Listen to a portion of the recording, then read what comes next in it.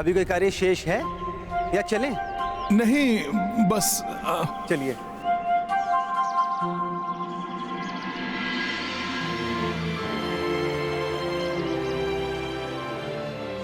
हनुमान पुत्र, मुझसे मिलने अवश्य आना। हाँ माता।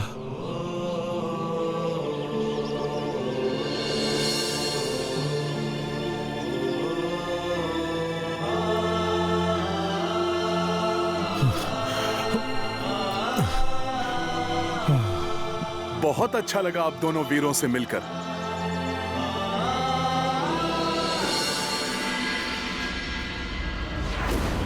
विजयी भव। इतने वर्षों के पश्चात आए हो पुत्र, और मुझसे बिना मिले ही जाना चाहते हो।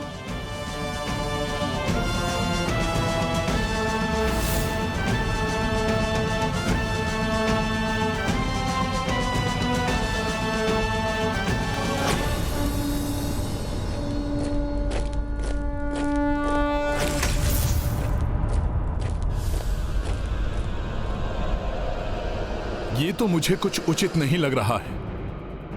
मथुरा नगरी रात्रि में भी दिन के समान जगमगा रही है। इसका रहस्य मैं अभी ज्ञात करके लौटता हूं।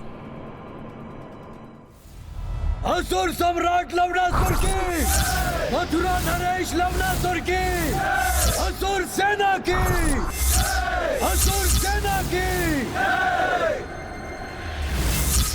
तो ये है वो वरदानी असुर लवणासुर। शत्रु भी देख, जिसे थर्रा उठे, संपूर्ण ब्रह्मांड में जिसका कोई सामना न कर सके, ऐसा बल प्राप्त करना चाहता था मैं।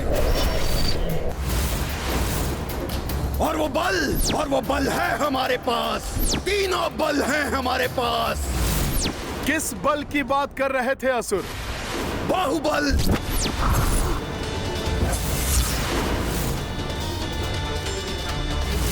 दिव्य बल,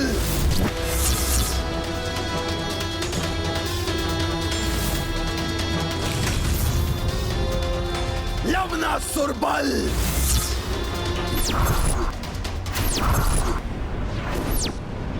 इसलिए कल प्रातः त्रिलोक विजय यात्रा करने से पूर्व इस रात्रि का भरपूर आनंद उठाना चाहिए। आनंद उठाएंगे, आनंद उठाएंगे, आनंद उठाएंगे। अच्छा, तो ये योजना है इस असुर का। मदिरा लाई जाए।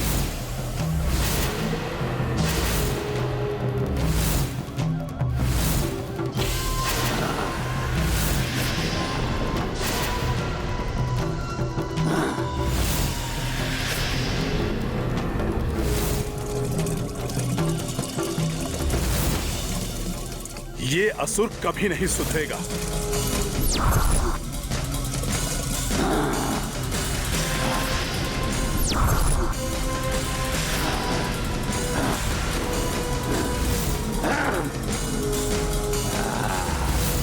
मेरी मदिरा पान से उत्सव आरंभ हुआ। अब तुम्हारा भी आनंद उठाने का समय है मेरे असुरवीरों। असुर सम्राट लवणासुर की, असुर सम्राट लवणासुर की, असुर सेना की, असुर सेना की। हाँ हाँ, आनंद उठाएंगे हम, उत्सव मनाएंगे हम। हाँ हाँ, उत्सव मनाएंगे। आनंद आ गया। लवणासुर महाराज, उत्सव मनाएंगे। हनुमान जी, यदि कल प्रातः है उसने त्रिलोक विजय की यात्रा आरंभ करने का निश्चय कर ही लिया है, तो हमें भी कल भोर में सूर्य देव की प्रथम किरण के साथ ही उसकी यात्रा पर आक्रमण करके उसे रोक देना चाहिए। नहीं भैया शत्रुघ्न, कल भोर में नहीं। भोर में नहीं तो फिर कब हनुमान जी?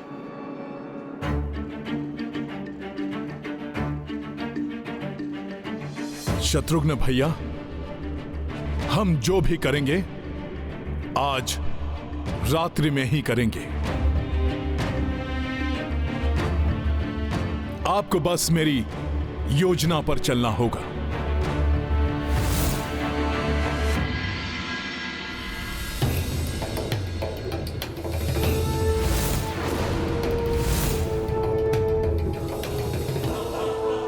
आप करना क्या चाहते हैं हनुमान जी? आपके नेतृत्व में हमारी सेना संख्या में कम होने पर भी लवनासुर की सहस्त्र गुणा सेना का सामना कर सकती है। किंतु शत्रुघ्न भैया, आप स्मरण कीजिए महर्षि वाल्मीकि जी की चेतावनी। लवणासुर पर विजय प्राप्ति के लिए उसके वरदानी शूल को उससे दूर करना होगा। हम उसके दिव्य शूल का कुछ नहीं कर सकते, जिसके कारण आपके पूर्वज राजा मानधाता भी परास्त हुए थे।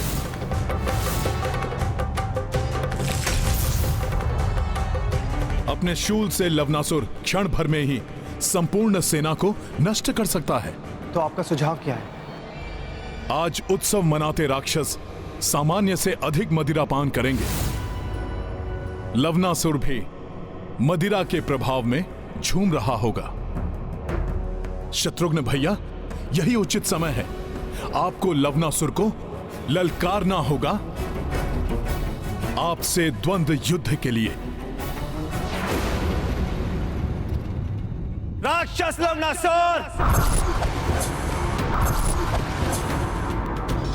मैं सूर्यवंशी दशरथ पुत्र अयोध्या नरेश श्री राम का अनुज तुम्हें इसी समय परस्पर युद्ध के लिए चुनौती देता हूं।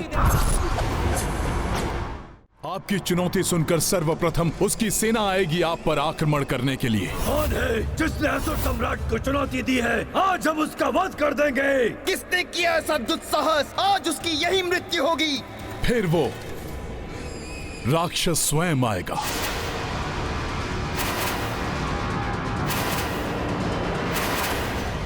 और सभी को पीछे हटाएगा। ठहरो, तनिक हमें देखने तो दो। कौन हमें चुनौती देने का दुस्साहस कर रहा है और अपनी मृत्यु को ललकार रहा है? जिस प्रकार उसने एक अन्य सूर्यवंशी राजा का वध किया था, उसका स्मरण होते ही वो आपकी बात सुनने के लिए शीघ्र तैयार हो जाएगा। तो तुम उसी रघुकुल से हो जिसके राजा मंधाता को मैंने भस्म कर दिया था।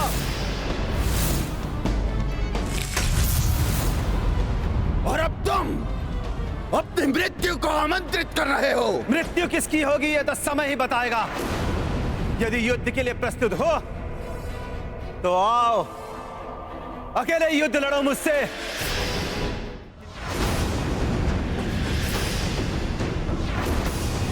योजना अनुसार शत्रुघ्न भैया मुझे आगे क्यों नहीं कर रहे हैं? ये रघुकुल पर इसका ऋण है जो रघुकुल के सदस्य को ही चुकाना होगा। शत्रुघ्न भैया इस भयंकर राक्षस से कैसे लड़ेंगे?